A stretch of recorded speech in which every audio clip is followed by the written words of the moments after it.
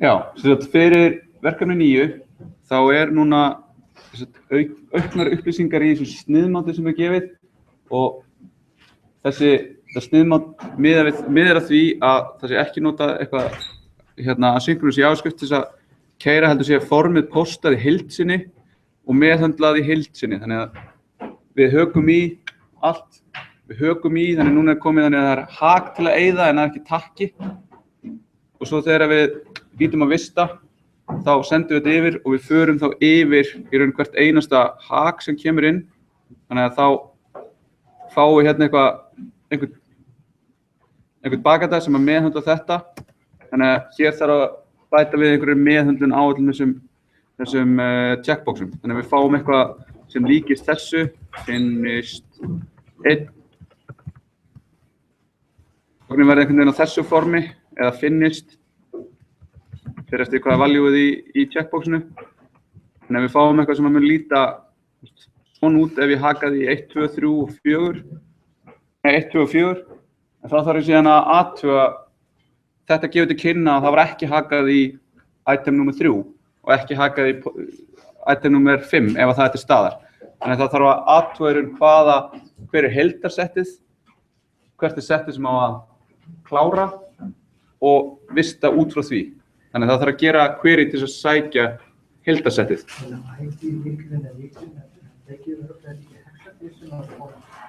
Nei, það bara heildarlega.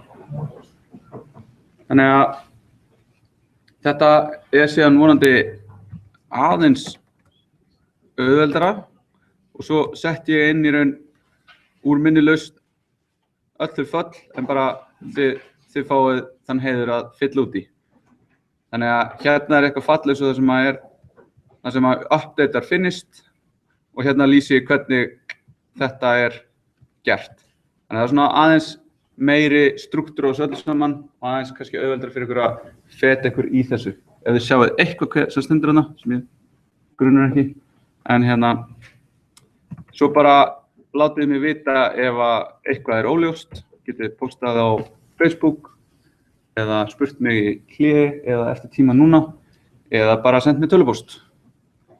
Ok, einhverjar spurningar þetta? Það alveg hægt að semja það. Það spennandi að hafa skilafrestin fram á laugardag? Þá getum við nýtt líka dæmatímann á föstudaginn, þar sem að við getum þá komið aftur ef þið eru kannski að byrja á þessu á eftir. Ekki? Og líka ef þið byrja á þessu á föstudaginn, þá getum við komið og farið yfir þetta. En ok, framlengjum hann fram á laugardag. En, við ætlum að halda áfram með það sem við vorum að tala á föstudaginn og klára svona umfjöllun að fara yfir hvað HTTP þó þetta sé nú bara hröð og tiltölulega grunn yfirferð, þá svona gefur þetta ykkur svona innsýn í heim HTTP og svo ætlum við að fjalla aðeins vefþjónustur. En við endum þarna á föstudaginn að við vorum að tala aðgerðir og hvernig þær eru öruggar og óöruggar og idempotency í þeim. En síðan þegar við erum að framkvæma þessar aðgerðir og við erum búin sem einhver client að senda einhverja fyrirspurn á serverinn, þá getur serverinn hann mun svara tilbaka ef allt í lagi og hann mun svara með einhverjum stöðukóða sem krafa á öll svör frá þjóninum. Þannig að þeir eru ýmsir og þeir eru gefnir upp sem tala og svo sem einhver lesanlegu texti. Og þeir flokkast í nokkra flokka, tölur sem eru í hundruðum, eða 100 og eitthvað eru til upplýsinga, 200 og eitthvað gefur til kynna að hluturinn gekk, 300 gefur til kynna að það sé einhver áframsending eða einhver svona, það eitthvað verið að redirecta einhverju leyti, 400 gefur til kynna að það sé villa hjá þeir sem að startaði prósessin hjá klientinum og 500 að það sé villa hjá serverinu. Þannig að með því að flokka þetta svona, þá getum við séð svona ákveðin intent bara því að lesa fyrsta, lesa hvaða hundruð þetta eru og svo flokkast þetta enn frekar niður og svo eru margir sem hafa skilgreint sína eigin villukóða eða sett svona brotatölur eins og EES-verkstjórnin hjá Microsoft, hann gefið þér ennþá meiri upplýsingar með að segja að það varð 500,1 villa, þá var það eitthvað ákveðið sem að hann kann. En ef við kíkjum aðeins yfir hvaða dæmi getur verið þarna, og þetta ekki tæmandi listi, þetta bara yfirlit, að ef við getum fengið 101 switching protocols, ég nú aldrei lent í þessu, en þá getur verið til þess að þú sérst að biðja eitthvað í HTTP 1.0 og serverinn upgradeaði upp í HTTP 1.1. 200 OK er það sem er langalgengast að sjá. Það er bara allt gekk upp og þú fekk bara svar og allt frábært. Svo 201 created og þetta getur verið ef við erum að nota post eða eitthvað svona sem að útbýra einhverja nýja auðlind. Þá fáum við tilbaka að það gekk og þessi auðlind hafi verið búin til. 204 no content. Þetta getur verið að eitthvað sem við gerðum átti sér stað en það er ekkert til þess að skila og til dæmis ef við vorum að eyða einhverju. 300 kóðarnir sem eru þá redirection og þess háttar, move permanently og þannig þá verið að gefa til kynna að þessi beiðni, hún á að fara á nýja slóð og þá er gefin upp headerinn location og svo nýja slóðin og þá er líka liggja upplýsingar í þessari stöðu að allar næstu requestir ættu að fara á þessa slóð sem að vera að gefa upp. Þetta er sett permanently farið. Þetta er oft eitthvað sem maður þarf að pæla í þegar maður er að nota fyrir leitavélar. Við flytjum einhverja síðu sem var til á foo.is/bar, yfir á foo.is/bas, að þá viljum við ekki að gamla slóðin skili bara villu. Þá viljum við í raun redirecta öllum fyrirspurnum á gömlu slóðina á nýju slóðina, þegar þá erum við ekki að tapa henni. Fólk sem er búið að bookmarka, einhver sem er búin að linka í okkur, einhverjar leitaniðurstöður jafnvel, að það lenda ekki 404, af því að það er bara leiðindi að vera að gera svoleiðis og maður getur lent í því að tapa svona einhverjum Google Juice. Maður er búin að fá eitthvað fyrir einhverja síðu, svo fær maður hann óvart í einhverju webtri og hún verður ekki lengur, hún svarar ekki lengur og maður tapar stöðu hennar. Svo er 302 found sem er svona einhver svona olnboga barn þarna, sumir taka þessu sem út temporarily og það er eitthvað í gangi, þú fær nýtt location en þú getur beðið þessa hérna aftur. Svo er 304 not modified og þessi staða kemur inn í þegar við skoðum caching. Þá er í raun, þú baðst eitthvað og þú gafst til kynna að þú ættir einhverja útgáfu af því og svo útgáfa sem átt af því, hún er ennþá í lagi og þú mátt nota hana í raun, hún er nákvæmlega, samsvarar nákvæmlega þeirri útgáfu sem ég hefði sent þér annarkvort, eða hvað sem er. Og svo er þarna temporary redirect sem er þá sem er þá réttari en þetta 302 að nota, að senda temporarily redirect yfir okkur nýja slóð en þú munt í framtíðinni halda áfram að nota upprunalegu slóðina. Ok, svo var að koma eitthvað svona áhugavert, 400 kóðarnir, bad request. Þetta er bara svona fyrsta, þú sendir eitthvað vitlausan header, þú sendir eitthvað sem bara var ekki hægt að passa beiðnina þína, þannig að þú verður bara að laga hana og þá getur þú sendt þetta aftur. 401 unauthorized, þú í raun baðst eitthvað sem þarf aðgang, en þú gafst ekki upp í raun authorization header með nægilega eða nægilega góðum auðkennum, ef þú gafst þá eitthvað upp og þú gætir þá fengið möguleika á að auðkenna þig. Það eru protokólar eins og Kerberos, þá farið fyrst 401 unauthorized og svo verður eitthvað svona handcheck til, skoðum það eins og eftir. Forbidden, það er engin aðgangur fyrir þig og það er ekkert meira en það að segja. 404 sem er nú margir hafa gaman að, það er bara not found. Þetta er í raun eitthvað, þú baðst eitthvað, það fannst ekki, en það gæti hugsanlega komið aftur í framtíðinni, við vitum það ekki. Og þetta er þá ef við biðjum einhverja slóð sem er bara ekki til, en það er í raun ekkert verið að segja til framtíðina.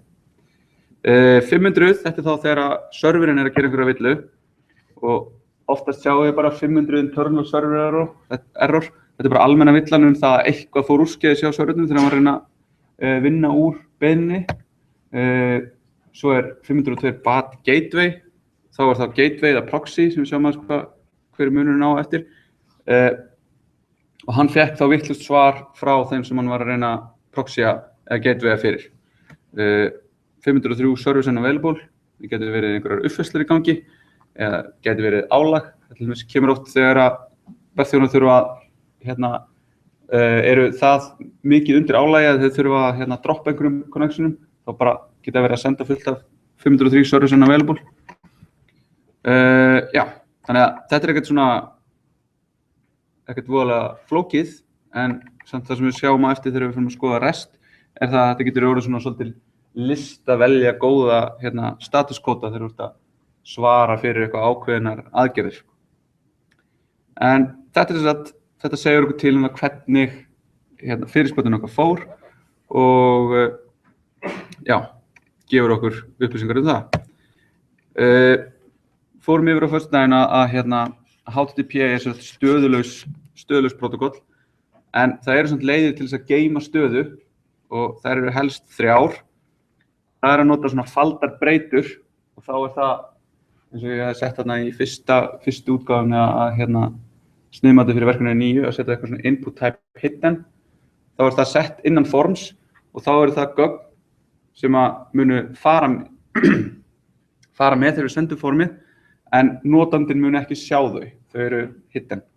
Og þú þarft þá að gefa upp name og value, þannig að þú getur nota þetta til þess að fastsetja eitthvað ID á einhverju færslu eða eitthvað sem þú þarft að hafa með til þess að geta klárað að vinna þetta form eða upplýsingarnir úr þessu formi, en vilt og þarft ekki að birta notendunum.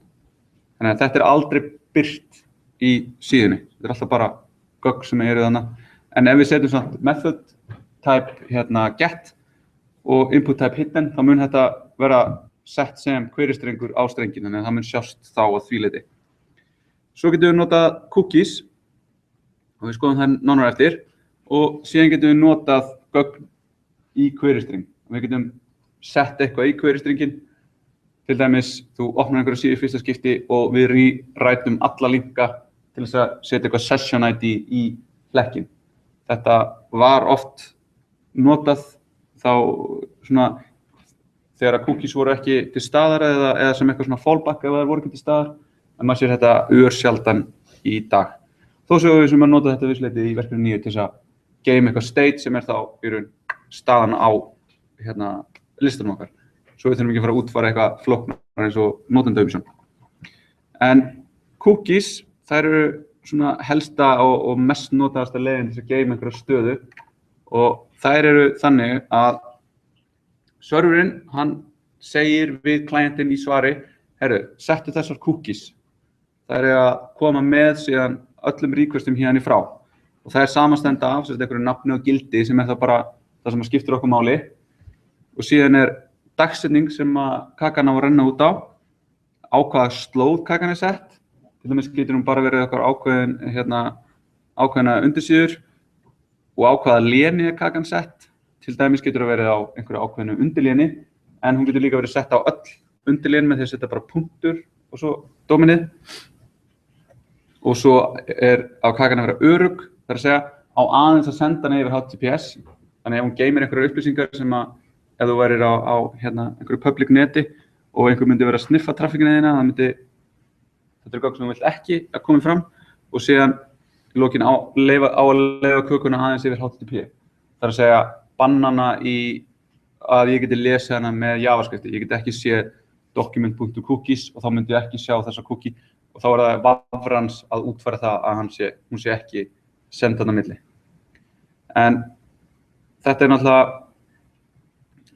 töluvert í deglunni, þessar blessuðu kökur og þá aðalega út af því að það eru nokkra típur af þeim og það svona einfaldasta útfærslan svona session kaka. Ef þú skilgreinir ekki dagsetningu, þá henni bara eitt þegar að vafranum lokað. Þá hvort sem að það tabbi eða bara öllum vafranum. og þetta svona bara til að geyma eitthvað, til dæmis ef við ætlum bara að geyma innskráninguna og biðja svo hana aftur þegar þú kemur inn næst. En svo svona föst kaka og þá hún með úrelda dagsetningu og þessi dagsetning getur verið í raun hvað dagsetning sem og jafnvel mörg 100 ár fram í tímann, þá mun hún bara lifa þangað til, eða þangað til að serverinn gerir eitthvað eða við förum og hreinsum cookies eða hendum henni sérstaklega. Og svo svona kannski leiðilega eða svona, ja, áhugaverðasta típan, það svona third party cookies, þriðja aðila kökur. Það ef að við erum með VFA og VFB og þeir báðir eru að nota VFX til þess að birta auglýsingar eða eitthvað svoleiðis, þá erum við alltaf að gera request yfir á þennan VFX til þess að sækja mynd eða sækja eitthvað og þá getur sá vefþjónn sett cookie hjá okkur og séð og trakkað í raun hvar við erum. Og þetta til dæmis notað af Google og Facebook alveg greint til þess að sjá hvaða auglýsingar á að birta okkur. Þannig ef þið skoðið eitthvað á Amazon og farið svo á Facebook, þá fáið alltaf targeted ad að þið nú endilega kaupa eitthvað sem þið voru að skoða á Amazon.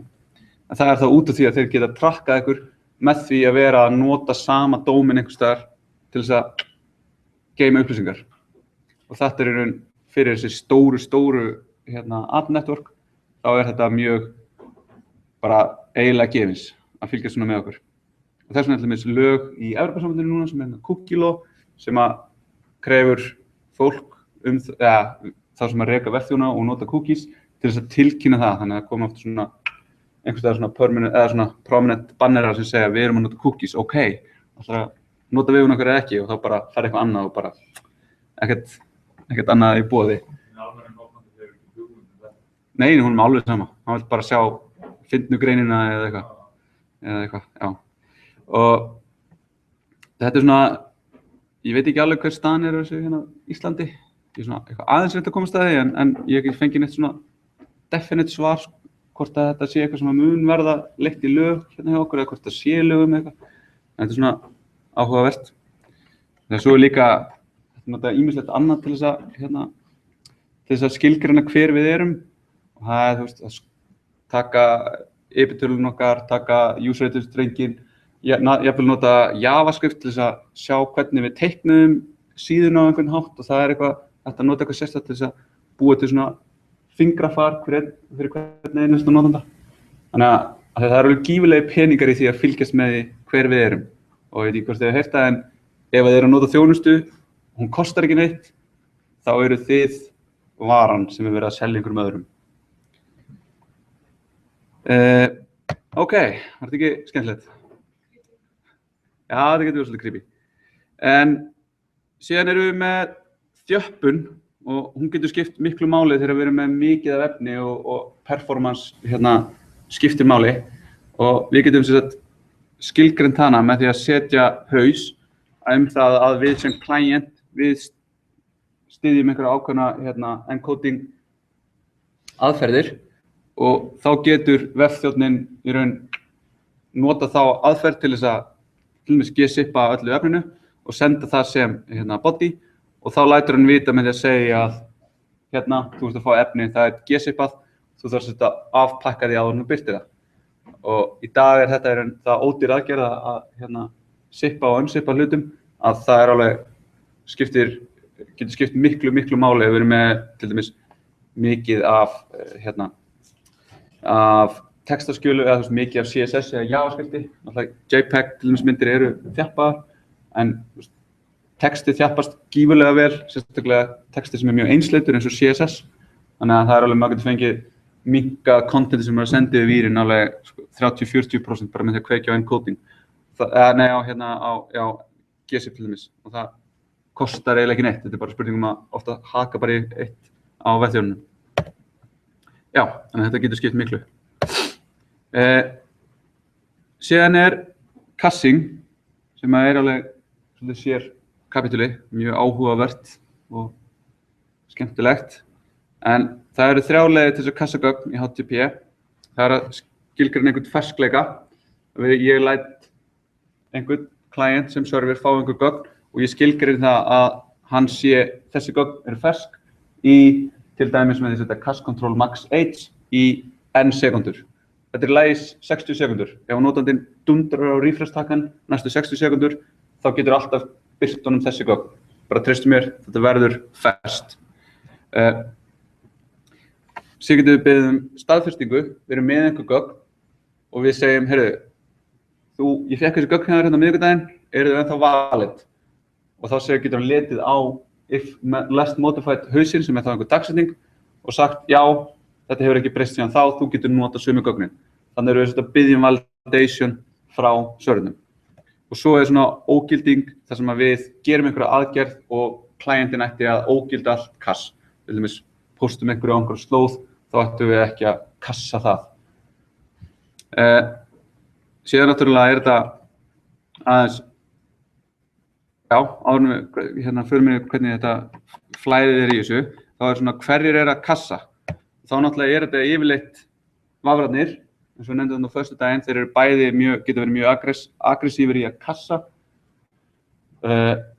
og svona prefetcha, til dæmis eins og Chrome gerir allt til þess að vera hraðasti vafrinn, þannig að það bara, hann startar strax, hann á að bara vera að birta allt eins hratt og mögulegt og þannig að maður getur til dæmis lent í því að maður vanstillir eitthvað cache og að gera eitthvað í Chrome, að þá hangi það í raun Chrome-kassinu í vafranum, en þú ert búin að gera breytingar, en þú invalidatar ekki kassið og hann ennþá bara að segja, hei, þetta ferskt, ég veit þetta ferskt, þú veist, næsta klukkutíma. Þannig að það getur verið leiðilegt, þá oft bara hægt að gera Ctrl refresh eða Ctrl shift, gerist bara Ctrl shift F5, og þá veit ég hvað mag. En þetta getur bætt upplifunarvegum töluvert og líka bara sparað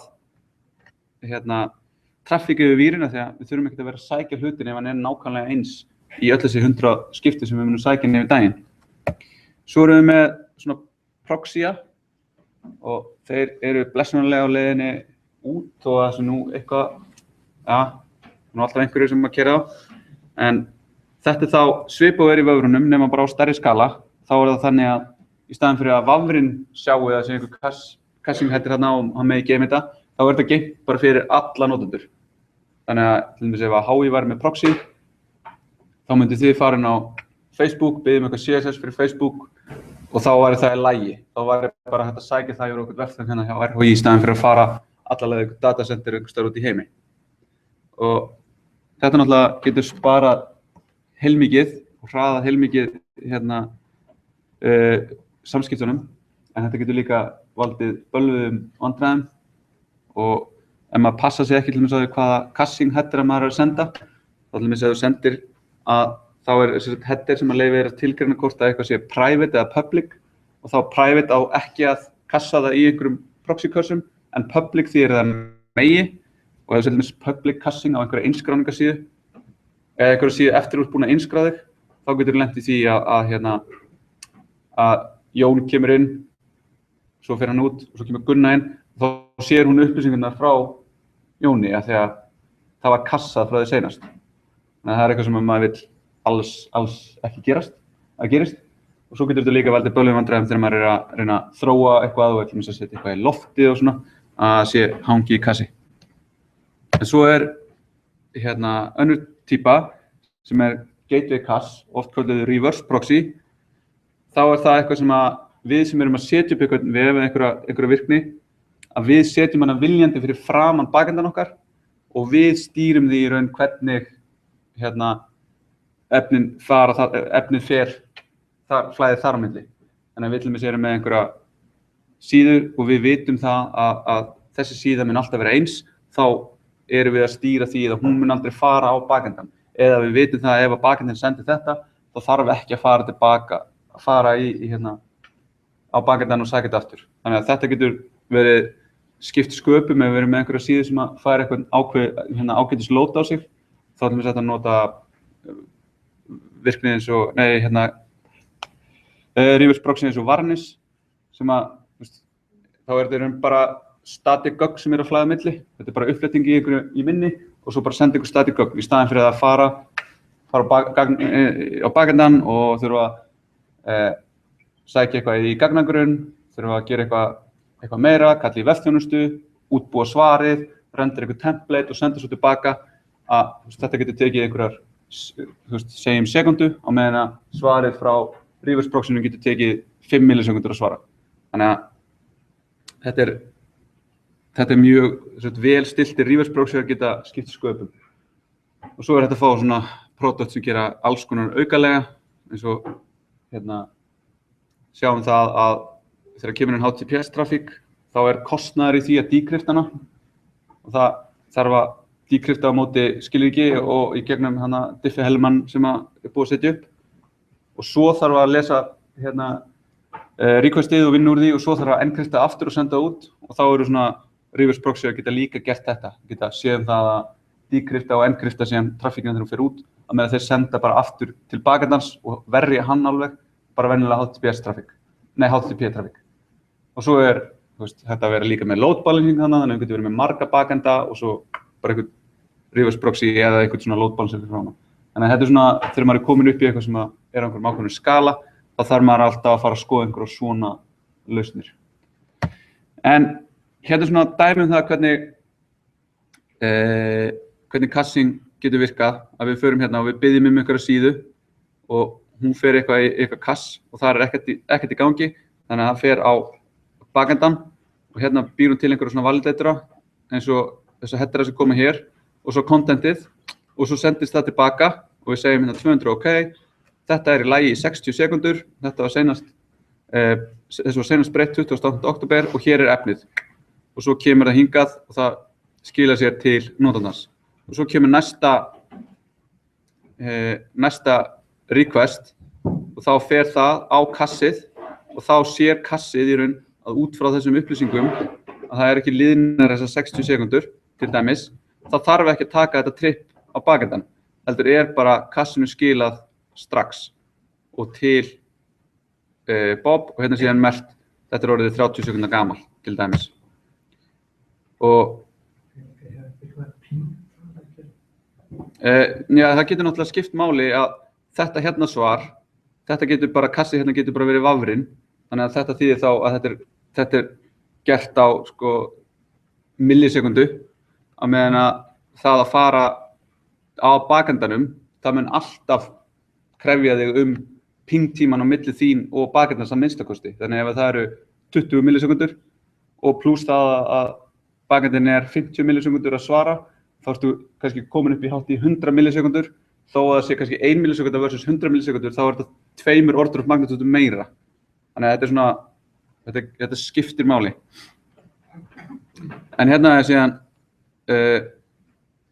eitthvað sótt og þá erum við að sækja þetta get welcome og hérna í raun liðinn tíminn og þá sendum við með if modified since og þá þessa dagsendingu og þá þurfum við validation frá bakendanum. Þannig að þá þurfum við að senda þetta í lagi og þá getur jafnvel bakendinn haldið utan einhverja upplýsingar og sagt já, ég þarf ekki að gera þessa rosalegu dýru gagnagrunnskeyrslu af því að þetta ennþá valid svar.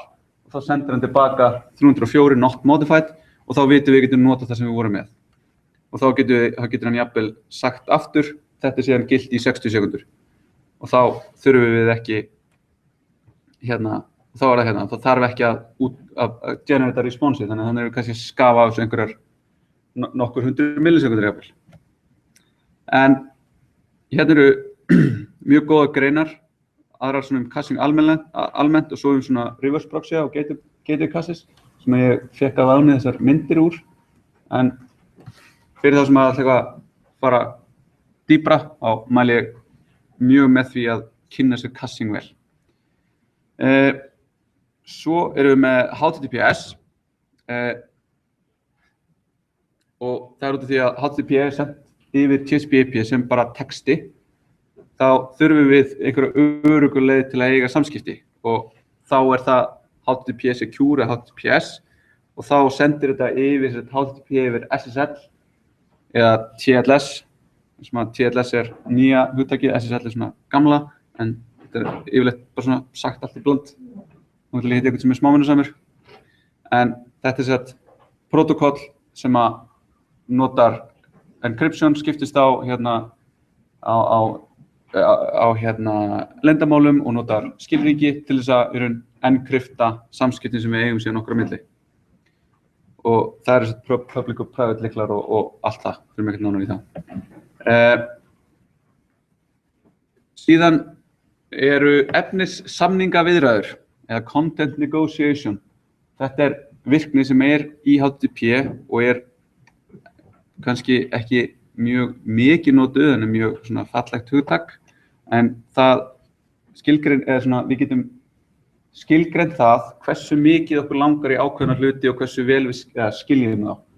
Þannig að við getum notað þessa accept-hausa sem eru til fyrir nokkru mismunandi, að við skilgreinum eitthvað gildi og svo eitthvað svona Q-gildi sem þá quality eða að mig minnir, sem þá tala frá 0 upp í 1. Við segja það hversu mikið, ég kann þetta ekki neitt, 0 upp í ég kann þetta og vill þetta helst sem 1. Þannig að þá getur serverinn nota þessar upplýsingar til að ákveða hvað hann á að senda tilbaka. Til dæmis að ég sendi accept language, ég skil þýsku upp á 1 og svo skil ég ensku upp á 0,5.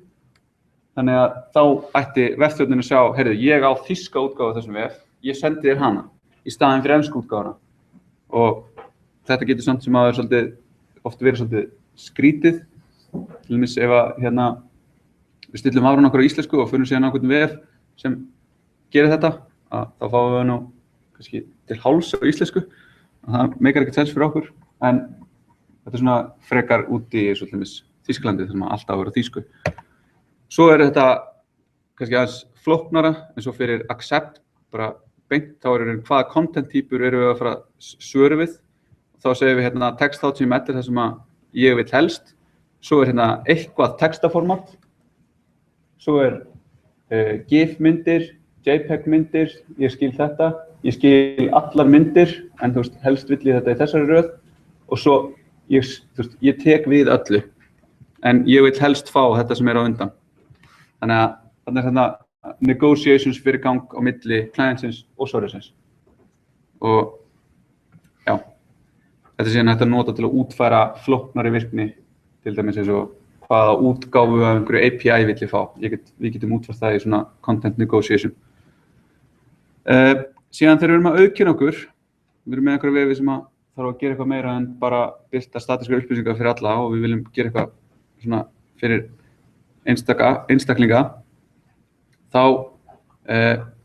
getum við notað notendaorð og þá getum við notað það sem einfaldasta leiðin til þess að nota basic authentication, en þá erum við að senda authorization haus með hverju requesti sem við sendum og þessi haus samanstendur af username og passwordi skiptu saman á tvípunkti og svo base64 encodað.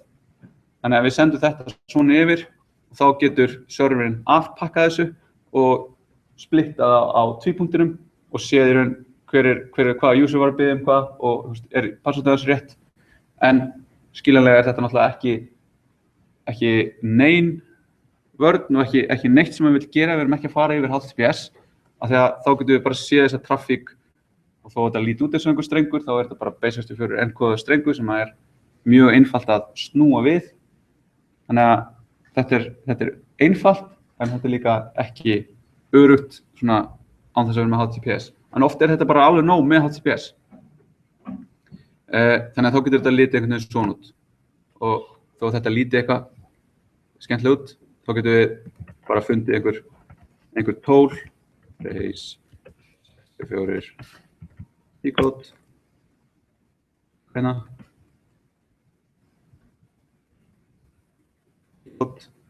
Aladdin, OpenSSMI.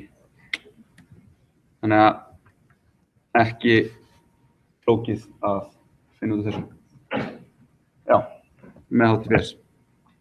Svo þetta að nota aðrar auðkenningar og þá svona digest auðkenningar sem byggir á því að nota notendanafn og svo bara hash sent á milli. Þannig að við hassa lykilorðið og þú átt hassa lykilorðið, þá getur við borið það saman en þá erum við að treysta það í raun að hashing algoritminn sé í raun í góður. Og þarna til dæmis MD5 eitthvað sem stundum notað, en það hægt að finna svona alls konar tæki og tól til þess brjóta og bara finna, ekki brjóta, heldur bara finna út frá töflum eða bara reikna upp töflur bara á runtime. Gildin sem þú ert með, móti einhverju dictionary sem búið að MD5 hassa og bara borið saman. Þetta oft kallað hérna, það að fá svona rainbow table attack, þar sem að þú bara ert með, það bara til marga gigabæta, terabæta textaskjal með bara öllum hössum af öllum strengjum með algengustu lykilorðum í. Þannig að þetta er ekkert sérstaklega gott. Svo svona negotiate, þar sem að þú ert með eins og Kerberos eða NTLM, þá einhver token og svo útbýr klientinn eitthvað svar eftir einhverjum ákveðnum reglum. Þannig að það notu klukkan og það notu eitthvað og það þau yfirleitt, ég ger einhverja fyrirspurn, fæ fjónuleit unauthorized og svo kemur negotiate í einhvern header og þá veit ég að þetta Kerberos eða NTLM og þá kann vafrinn að útbúa eitthvað og senda tilbaka og það síðan búið til á endanum einhver token sem klientinn geymir fyrir sessionið sem þá alltaf sendum einhverju requesti. Þannig að þetta svona orðið aðeins flóknara. Og svo getur serverinn bara tilkynnt eitthvað svona, ég kýs að fá þetta fyrst og svo þetta og þá reynt að aukina með einhverju nokkru leiðum. En þetta svona þá hröð yfirferð yfir HTTP og framtíðin í raun sú að núna Google búið til svona nýjan protokól sem heitir Speedy og búin að útfæra til í Chrome og öllum sínum vefþjónum sem nokkuð margir. Þannig að allir þeir sem nota Chrome og að eiga samskipti við Google þjónustur ekki að nota HTTP, að nota Speedy.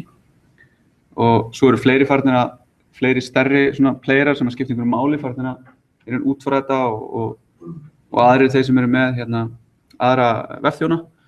Og þetta sem sagt með bara byggt á reynslu HTTP, verið að auka hraðan og auka öryggið, þannig að hann alltaf það alltaf öllu þjappað yfir vírinn, það fer alltaf allt yfir HTTPS held ég, minnir það. Og já, hér bil alltaf, og svo allir hausar alltaf þjappaðir, þannig að þetta bara svona, þetta á að vera miklu hraðara en HTTP, ekkert miklu hraðara, en aðeins hraðara. Svo HTTP 2.0 í vinnslu og þar verið að svona einhverju að bregðast við að einhver einkaaðili sé að útbúa nýjan protokól og það verið að vinna bara út frá Speedy og það staðla hjá IETF. Yes, en svona aðeins kannski áður en við tökum okkur smá pásu, þá getum við aftur notað DevTools til þess að skoða HTTP trafficina sem að fara á milli okkar og vefþjóns. Þannig að sjáum við eitthvað að fara frá eitthvað kass þetta eitthvað til Google. En ef við hreinsum bara núna og við opnum til dæmis hi.is, þá sjáum við allar beiðnir fyrir allt content sem á vefnum hjá HI. Þannig að við byrjum að biðja slóðina og hér fengum við status code moved permanently en þetta var tekið úr kassi og hérna sjáum við request headerana og hérna sjáum við response headerana og við sjáum sem sagt locationið www.hi.is. Okay? Þannig að þá kemur næsta request, það á www.hi.is og við sjáum hérna koma request headerarnir og response headerarnir og við sjáum hérna requesti hjá okkur, hérna sjáum við accept headerinn sem að vafrinn minn að senda, accept encoding hérna sem að við tökum við ætlum að nota keep alive, hér einhver cookie sem hefur verið sett, þetta Google Analytics cookie, þannig að það verið að tracka okkur hérna. Svo hérna eitthvað e-tag sem hefur verið sendt, sem við erum að senda, þannig að við sjáum síðan í response headernum hvað í gangi og segir hann hérna, já við sjáum að við fengum bara 200 OK, þannig að við fengum ekki not modified og hérna fáum við síðan aftur no cache connection keep alive í gangi, content típan, hérna e-tagið sem var verið að senda sem sagt og svo eitthvað hérna x micro cache miss, þannig að þetta einhver sér laust sem situr hérna á milli og við sjáum hérna líka að það verið að nota Nginx og það verið að nota PHP 5.33 sem er líklegast sama útgáfa er á notendasvæðinu hjá okkur, uppfara. Hérna sjáum við sko expires er sett sem í raun 1 sekúnda eftir unique epoch time sem þýðir þá að við munum alltaf, að þetta er sett í fortíðinni, þá munum við alltaf biðja nýtt content þegar við förum inn, þannig að hugsanlega mætti eitthvað stilla betur til cassing þannig. En svo getum við förum inn í yfirlitið, þá getum við séð líka renti yfir hérna og séð statuskóðana, status 200 OK, bara á lang flestu, bara á öllu, prófa að gera annar request. Og nú fáum við hérna á einhverjar myndir til dæmis, not modified, þannig að þá vorum við ekki að sækja þessar myndir í annað skipti. Þannig að við notum bara það sem við vorum búin að sækja áður. Og svo er þetta skipta þessu niður í document, style sheet, myndir, skrift hérna. Ef við erum að gera einhver asynchronous call með XHTML, XML HTTP request er þetta hérna, stendur þetta fyrir. Þannig að hérna sjáum við call í það sem kom yfir. Og þetta er ferlega fínt tól til þess að skoða.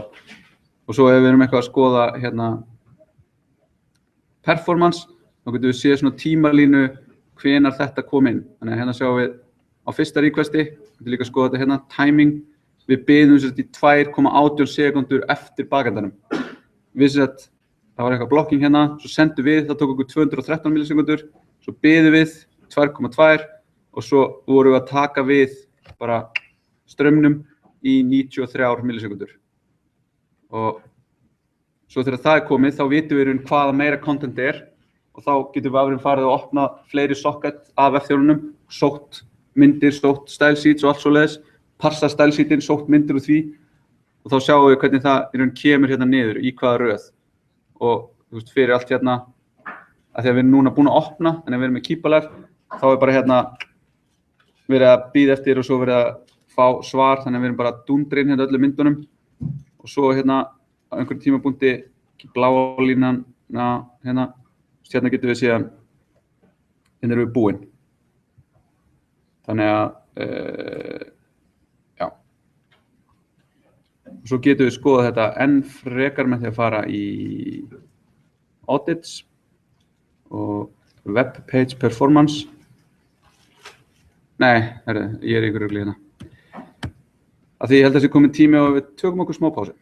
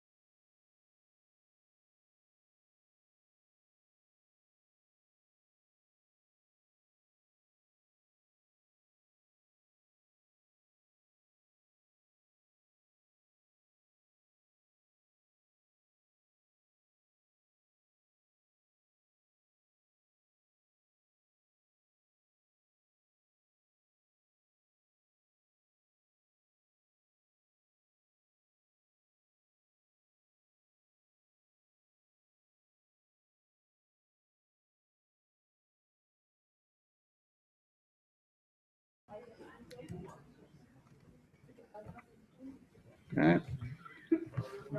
Herðu, nú ætlum við aðeins að renna yfir vefþjónustur. Þetta verður aftur svona bara yfirferð og kynnir ykkur fyrir þessu. W3C, þeir skilgreina vefþjónustur sem skellum þessu á íslensku, sem eitthvað hugbúnaðar kerfi sem hannað til að eiga í samvirkum eða interoperable samskiptum frá vél í vél yfir eitthvað net. Þannig að þarna eru klientinn í raun orðin önnur tölva eða eitthvað annað kerfi og að tala við síðan annað kerfi. Þannig að og þetta samvirkni, þetta ekkert einsdæmi fyrir vefþjónustur, heldur þetta í raun að láta kerfi virka saman.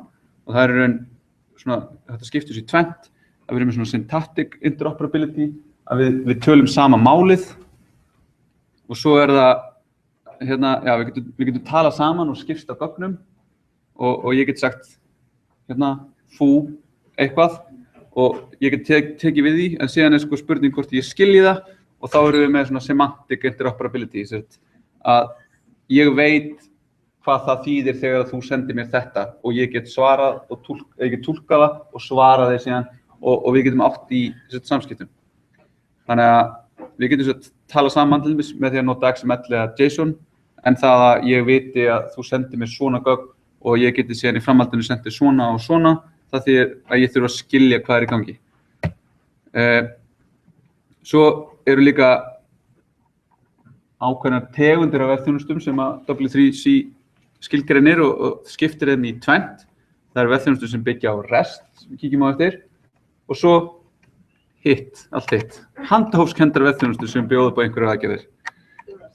Já, REST og the REST. Svo flokkast þetta eiginlega í svona tvær þjónustur sem við sjáum langmest af. En svo SOA eða Service Oriented Architecture, þetta líka hugtak sem í kringum vefþjónustur. Að þetta svona mynstur sem byggir upp á því að við búum til hugbúnað sem að veitir virkni sem þjónustu til annars hugbúnaðar.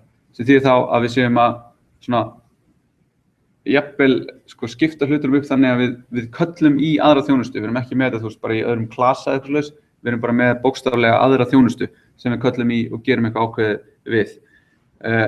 Þá getur þetta náttúrulega stuðlað mjög svona loose coupling á milli hluta í kerfinu okkar, en getur líka samanskapi aukið viðhald og flekt hlutina og þetta var mjög heitt fyrir svona 10 árum og núna svolítið aftur að verða svolítið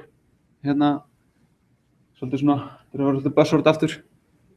En svo líka svona hugtak microservices, þar sem þú í raun expanda þetta og gera bara enn fleiri þjónustur sem gera bara enn minni hluti og það bara hversu auðvelt að viðhalda þessu sem segir til hversu gott það að nota. En já, til þess að vera með einhvern svona service oriented architecture þurfum við einhverja lýsingu á þjónustum og einhverja lýsingu á samskiptum. Þannig að við vitum í raun hvað í gangi og hvernig hlutirnir virka saman. Og þá þetta, það vantar nú eiginlega svona smá brú hana hjá mér, en oft á tíðum fyrir þetta síðan nota þjónustu sem að heita SOAP og ég setti það á undan, en ok, það þjónustu sem heita SOAP og það eru yfirleitt skilgreindar með WAF-STL sem Web Service Description Language sem þá lýsing á þjónustum og segir til í raun hvernig þær haga sér, hvaða virkni þær bjóða upp á og hvernig þær taka við gögnum og hvernig þær skila gögnum. Og þetta byggt á XML og staðlað af W3C.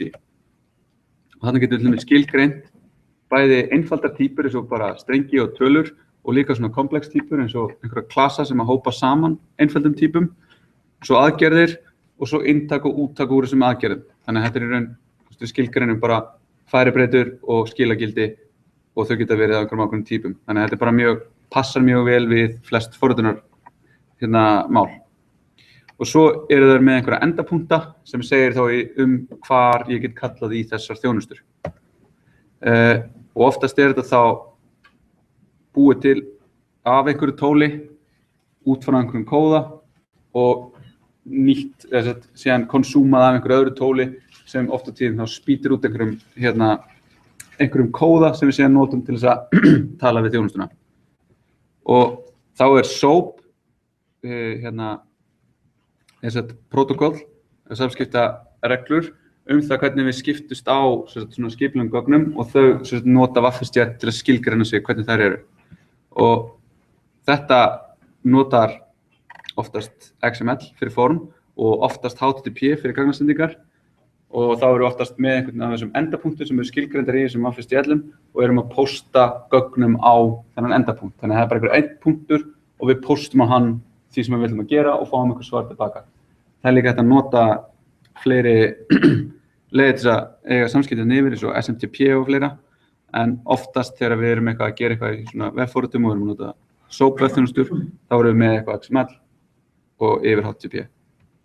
Þetta stóð upprunalega fyrir Simple Object Access Protocol en svo tók W3C við og örugglega þegar ég fór að reyna að staðla þetta þá sá það var ekkert simple við þetta en núna stendur þetta bara fyrir SOAP. Það ekkert flóknara en það. En SOAP skilaboð þau eru sett inn í svona SOAP umslag og þau geta líka innihaldið svona haus og svo eru þessi body sem þá skilaboðin og svo envelope sem heldur utan þetta og það búið að búa til margar svona útvíkkanir á þessum staðli til þess að bæta með einhverju virkni og þá það yfirleitt eitthvað sem kallað WAF-S og svo eitthvað stjarna, til dæmis WAF-S Security og þá það hvernig við viljum skilgreina security yfir SOAP og svo WAF-S Discovery, hvernig má svona discover þessar þjónustur og uppgöta þær á einhverju neti, þannig ég veit að ég get fundið þessa þjónustu og nota hana. Og þetta svona einhverju leyti að vera að endurimplementa HTTP, rappað inn í XML og senda yfir HTTP, en já. Og svo þetta WAF-S stjarnahugtak, að þegar þetta var upp á sitt besta í kringum svona í byrjun aldarinnar, þá voru margir sem að fengu alveg upp í kók af þessu og þetta fór að ekki að vera að kalla WAF-S stjarna heldur WAF-S Death Star.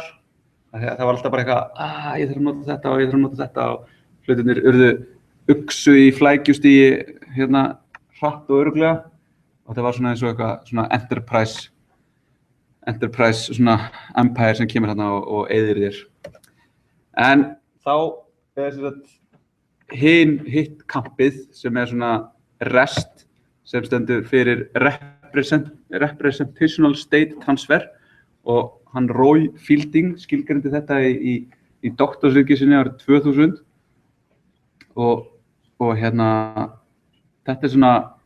þetta arkitektúrastíll, þetta hugsar ekkert útfærslu og samskipti, heldur einblínir bara á það hvaða hluti við erum með, hver samskiptin eru þeirra á milli og hvaða takmarkanir við setjum þann á. Þannig að þetta hægt að gera yfir hvað sem þetta hægt að gera yfir HTTP eða bara eitthvað annað og getur verið á XML formi eða JSON formi eða plain text eða hvað sem En þetta skilgreinir 6 takmarkanir á arkitektúrinn á lausninni. Og þær eru það að við viljum vera með client-server samskipti og það eitthvað viðmót sem aðskilur clientinn og serverinn. Skoðum það eins og eftir. Það stöðulaust, það engin staða geymd á milli beina. Það kassaból, að client getur geymt afritið af því svari sem hann fær og svörin verða að geta skilgreint hvort það megi eða ekki. Síðan þarf þetta að vera lagskipt kerfi, þannig að ég sem einhver client, ég þarf ekki að vita hvort ég sé að tengjast nákvæmlega endapunktum sem gefur mér svarið eða hvort það sé einhverju milliliðir þarna á milli. Svo samrænt viðmót, þetta sem var nefnt þarna í fyrstu, og það er einfaldur og aðskildur arkitektúr, það er að segja client og server geta vaxið óháð hvor öðrum. Ég get bara bætt einhverju við í serverunum mínum án þess að clientin þurfi að bæta því við líka. og ég get bætt einhverju við í klientinu mínum á þess að serverinn getur þurfa að bæta þið við líka. Þannig að það er ekki tætt kúpling þarna á milli. Og svo seinasta takmarkunin sem hann er ekki krafist það að serverinn geti sendt klientinu með einhvern kóða til að enhance hann, til að geti aukið virkni og gert eitthvað meira. En þetta eru 6 takmarkanir sem eru settar á REST arkitektúr. Og svo þetta samræmda viðmót, það í raun grunnurinn að því að hanna þessar REST-þjónustur og þar höfum við 4 atriði að leiðarljósi. Við auðkennum auðlindir, við erum með einhverja auðlindir, við erum að vinna með eitthvað, við erum að vinna með notendur, við erum að vinna með einhver gögn, með einhver spennandi gögn og við ákveðum einhverja framsetningu á gögnunum. Við erum ekki að vinna með actual gögnin sjálf, þetta bara einhverja framsetningu á þeim og út frá þessum framsetningum þá getur client sem þekkir framsetninguna, hann á að geta vita nóg til þess að geta breytt henni. Þannig ef ég veit að nafnið alltaf í þessu hérna, til dæmis ef við erum með eitthvað JSON og ég fæ tilbaka name, þá get ég breytt því og sendt tilbaka og þá ætti ég að vera að breyta name á auðlindinni í gegnum framsetninguna. Þannig að þetta þetta. Og svo erum við með sjálflýsandi skilaboð, þess að við vitum alltaf nóg til að geta unnið áfram með skilaboðum sem við fáum. Við fáum einhver skilaboð það að við gerum einhverju villu og við eigum alltaf að geta fengið nægjanlegar upplýsingar til þess að geta tekið næsta skrefið og haldið áfram.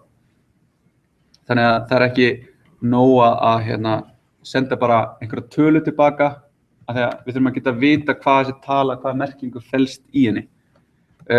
Svo HTOS sem seinasta og það stendur fyrir Hypermedia as the engine of application state.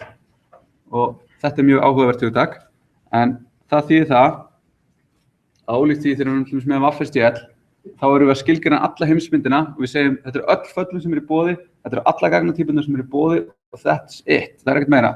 Þá HTOS það að ég er með einn endapunkt og ég fer inn á hann og það er eina sem ég þarf og hann getur leitt mig áfram með því að nota Hypermedia sem þess að vel þess að stýra stöðubreytingum í applicationinu okkar. Þannig að ég fer á þessa slóð og ég fæ einhverja slóð sem segir áfram, ef þú vilt skoða notendur þá færðu þessa slóð, ef þú vilt skoða skilaboð þá færðu þessa hérna slóð. Og þegar ég fer á þá slóð þá fæ ég hugsanlega einhverja lýsingu á einhverjum auðlindum og hugsanlega síðan einhverja linka eða tengla til þess að gera einhverjar aðgerðir á þessum hlut, þessari framsetningu. En svo kannski einhver hefur hugsað, er þetta ekki svolítið svipað HTTP? En vefurinn stærsta útfærsla á REST-arkitektúr að því leyti að við förum inn á einhvern vef og við þurfum ekki að vita, ég þarf ekki að vita hvar nákvæmlega hver slóðin inn á innskráningun á heimabanka. Ég fer bara inn á minnviðskiptabanki.is og ég nota Hypermedia og ég sé link og ég smelli á hann og ég tekin áfram og ég fer og ég fyll út í form og ég fer áfram og ég loggast inn og ég nota ég þarf ekki að sjá allt og það er hægt að bæta við síðum á heimabankanum mínum án þess að ég viti nokkuð það sem einhver client. Og svo vill svo til að Roy Fielding aðal höfundum HTTP líka, þannig að þetta svona alignar allt. Já, það að segja, við erum með URI sem við tölum á föstudaginn.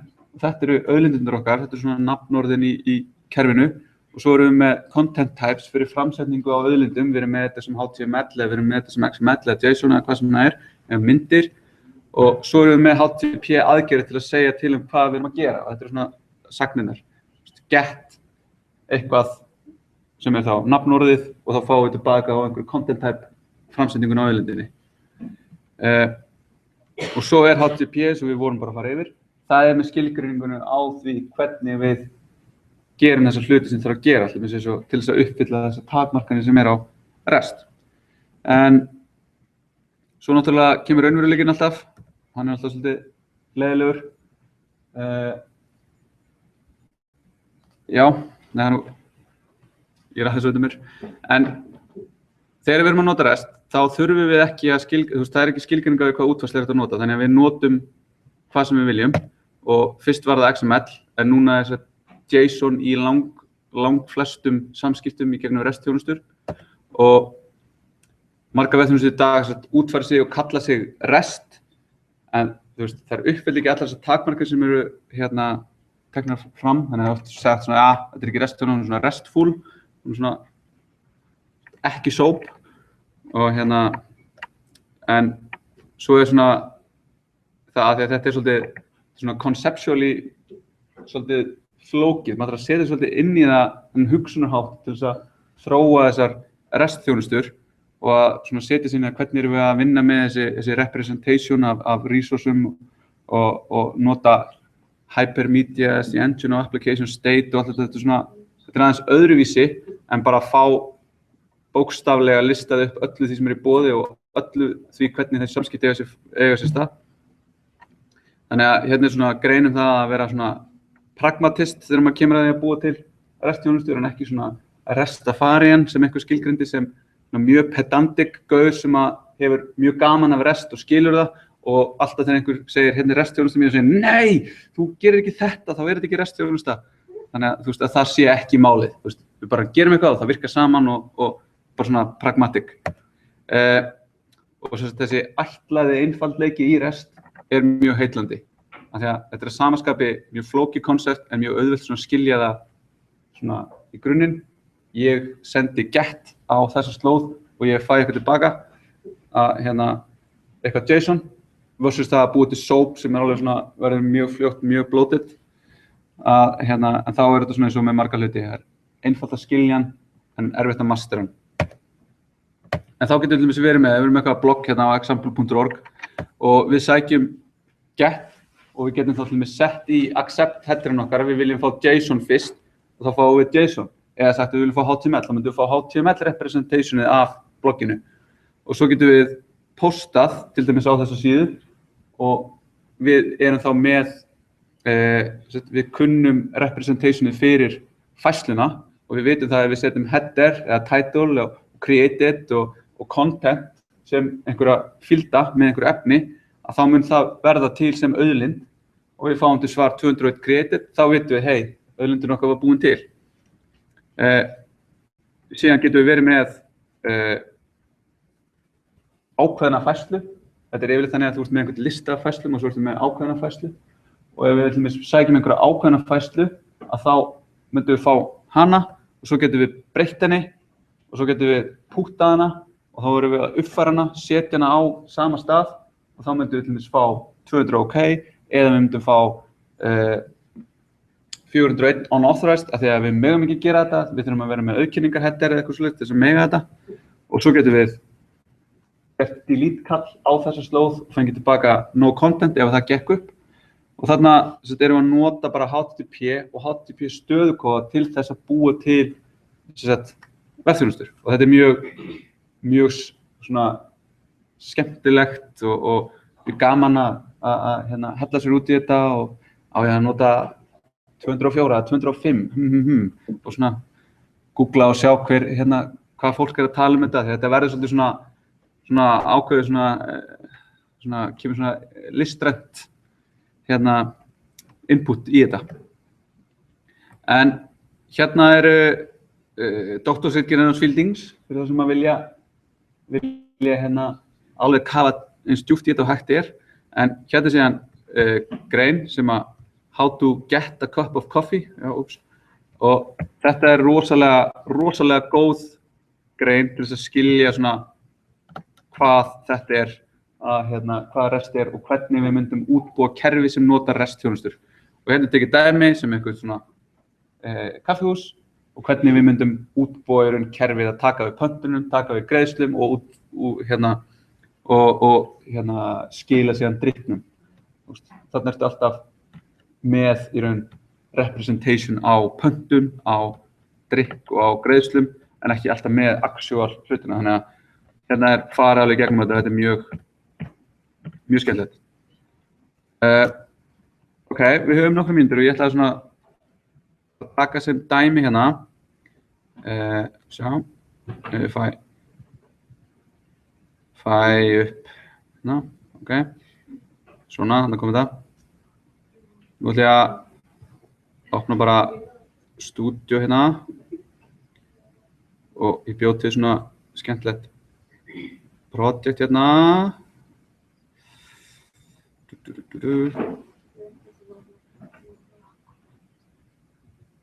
Það er láta að bíða eftir sér, en ég bjó svo til bara svona alveg default project í Visual Studio og Microsoft er með samskiptastafl sem heitir WAF-CF eða svona, sem er hérna Windows Communication Foundation og það eru leiðir sem þeir vilja maður nota til þess að búa til hérna þjónustur og hérna bjó ég til einhverja Hello World service og þetta er bara alveg sú þjónusta. Ég ger ekki neitt, svona fæ ég hérna bara og við sjáum hérna einhverja þjónustu, hérna er bara eitthvað klasi. Sjáu eitthvað? Deyfa ljósuna aðeins meira. Þannig að, og stakka letrið og auka plássið. Þannig að hérna erum við með einhver klass og hann er með eitthvað fall sem er public og eitthvað annað, hann er með einhverja komplex típu og þú getur séð að þessi komplex típa, hún inniheldur eitthvað boolean gildi og einhvern streng, ok, og nú ætla ég að starta þetta projekt og ég fæ hérna sem sagt þennan vef upp sem er með þetta og hérna sem sagt fæ ég þjónustuna og hérna fæ ég sem sagt slóð með WAF-STL, hérna núna opnaði ég það og hérna er þetta dæmi WAF-STL, þar sem við skoðum hérna.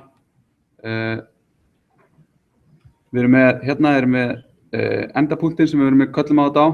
Þá sjáum við það er localhost 56758, það er bara nákvæmlega sama slóð án WAF-STL hérna. Og hérna erum við með þess að föllin sem við getum kallaði operation get data using data contract og get data, þannig að þú veist þetta er hérna allt, en þetta er svolítið svona, sjáu ég að ef ykkur réttir þetta hérna fyrir 2 föll, þið getið ímyndað ykkur að þið fáið þetta fyrir 20 föll sem er með hérna 30 mismunandi gagnategundum, þá verður þetta bara 1000 lína skjal, þannig að þá eru oft notað svona tól, þannig að hérna er tól sem heitir SOAP UI, þetta fá ókvæðis útgáfa af þessu og þá getum við búið til bara project og getum pistað hérna inn WAF-STL-inum og gerum bara ok. Hún lesir henn fyrir okkur, hún finnur föllin sem eru í boði á þessu og við getum búið hérna til eitthvað request, þannig að ef við tvíklikka þetta, þá fæ ég hérna, nú ætla ég að gera request á þessa þjónustu hér og hérna sjáum við að það er bara búið að búa til SOAP envelope, SOAP header, SOAP body, þannig að þetta er bara sem við vorum að tala um áðan og hérna er eitthvað gildi sem við sendum inn, þannig að við kíkjum hérna þá er þetta eitthvað value hér og þetta er eitthvað value hér, þannig að ef við sjáum hérna þá myndum við búast við því að fá tilbaka you entered og svo gildi sem við settum inn, þannig að við setjum hérna eitthvað 100 og play og þá fáum við hérna envelope, body, get data response, get data result, you entered 100. Þannig að hérna getum við verið að prófa vefþjónustuna og hérna er eitthvað annað, true, ASDF og samanskapið fáum við eitthvað hérna tilbaka sem við búið að gera eitthvað kóða á. Þannig að ef við setjum eitthvað hérna, hvað ætli gerist, default, hérna fáum við eitthvað, the format, through an exception, þannig að hérna fáum við bara eitthvað villu úr frá servernum. Þannig að hérna til dæmis getum við ímyndað okkur að við myndum fá einhverja 500 villu ef við varum að nota HTTP. Þannig að þetta er svona, ef þið farið einhvern tímann að vinna með WAF-STL, þá er SOAP UI mjög fínt tól til þess að svona þukla þjónustunni og svo býr maður yfirleitt til eitthvað project sem gerir svipað á þetta hérna, býr til alltaf datatypurnar, býr til alltaf hérna öll föllin, þannig að við getum bara kalla á þetta úr okkar kóða.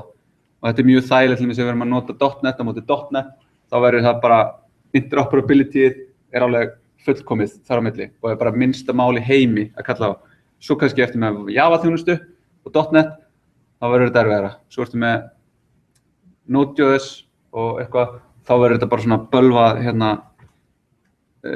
krödd sem að fylgja öllu þessu SOAP-dóti. En svo fyrir REST-þjónustu, þá getum við tekið dæmi hérna og hérna er extension á Chrome sem heitir Postman, sem bara ferlega fýtt svona HTTP client og þetta nota til þess að gera svipað og vorum að gera á móti hérna móti REST-þjónustum. Þannig að við tökum hérna og GitHub til dæmis með á api.github.com með bara opið hérna API sem REST. Þannig að við sækjum þetta hérna, þá sjáum við hérna að nú veit ég bara þessa slóð. Og svo fæ ég hérna fullt af strengjum til þess að skoða eitthvað nánar. Þannig að þetta að leiða mig áfram í því að skoða vefþjónustuna. Hérna fæ ég ekkert annað en bara gommu af slóðum. Þannig að nú spurning sko hvað hérna sjáum við að það ekki gera þetta, að við sjáum hérna uppi. Hérna búið að setja svona bracket, owner bracket, repo. Þannig að þetta gefur til kynna að ég þá líklegast að skrifa inn owner hérna. AutoCAD. Hvað gerist þér? Not found. Já, með hérna. Hello world. Þetta er satt. Hey. Já. Þetta er greinilega ekki neitt hjá mig maður. Svona.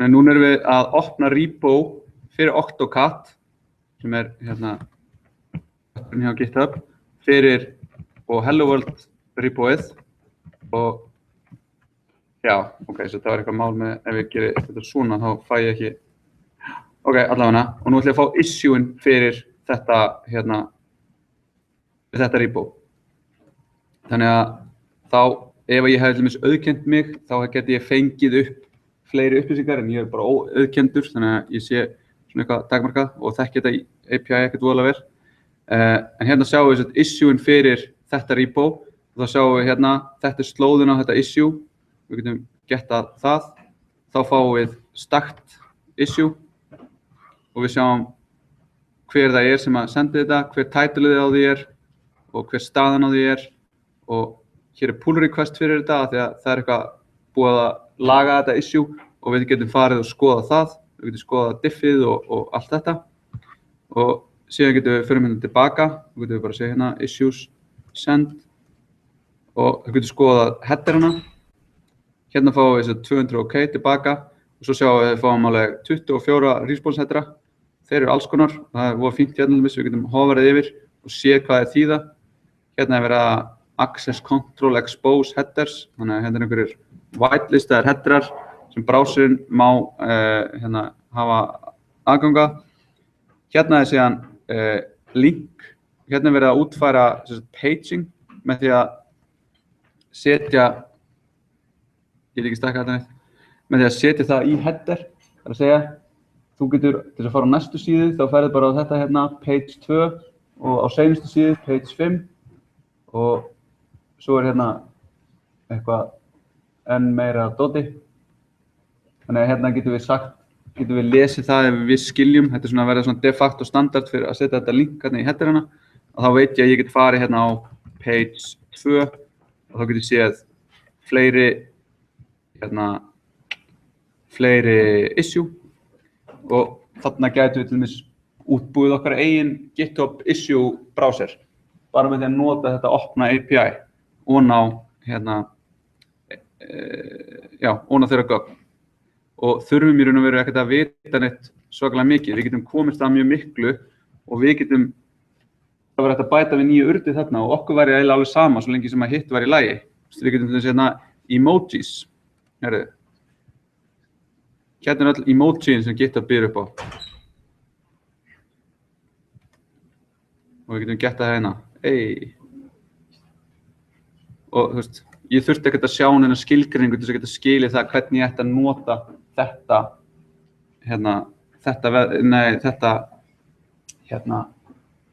þessa vefþjónustu. Þannig að þetta er svona það helsta sem maður lendir í þegar maður er svona þegar maður fer og fær eitthvað verkefni tengt því að tengjast vefþjónustum, að þá það yfirleitt eitthvað í þessa áttina eða eitthvað svona mjög enterprise og fallegt eins og SOAP. En þá segjum við þetta gott í dag.